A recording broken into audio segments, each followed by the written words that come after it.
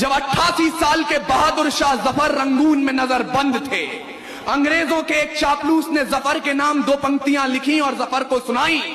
बोले, दम दमे में दम नहीं है, खैर मांगो जान की, ऐ जफर झुकने लगी शमशीर हिंदुस्तान की।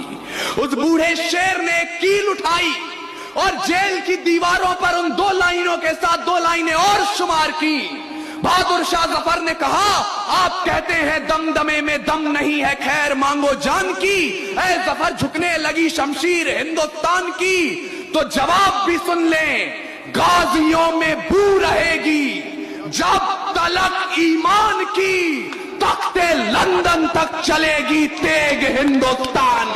तब जाकर अल्लामा इकबाल ने लिखा, यूनान मिस्र रोमा सब मिट गए जहां से, कुछ बात तो है कि हस्ती मिटती नहीं हमारी, सदियों रहा है दुश्मन दौरे जहां हमारा, सारे जहां से अच्छा हिंदुस्तान।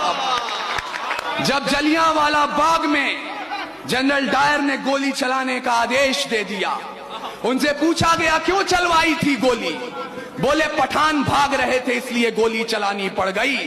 तब अब्दुल गफ्फार खान, एक पठान के बेटे ने खड़े होकर कहा था, अगर गोरी सरकार एक भी पठान की पीठ पे गोली दिखा दे तो मुसलमान उसी समय आजादी के संग्राम से पीछे हट जाएंगे।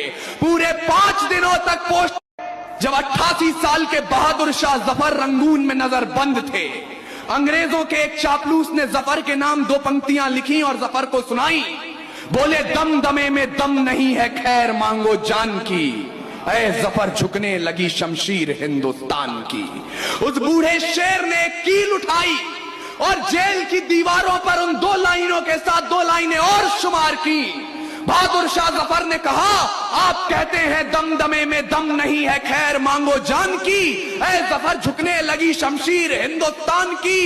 तो जवाब भी सुन लें, गाजियों में बू रहेगी जब तलक ईमान की, तख्ते लंदन तक चलेगी तेग हिंदुस्तान।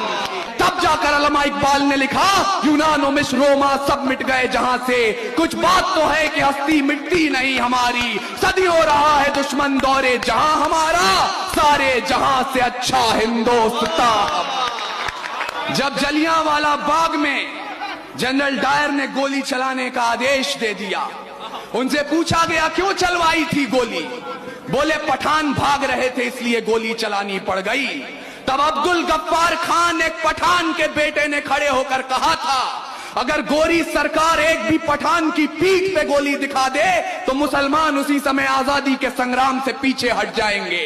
पूरे 5 दिनों तक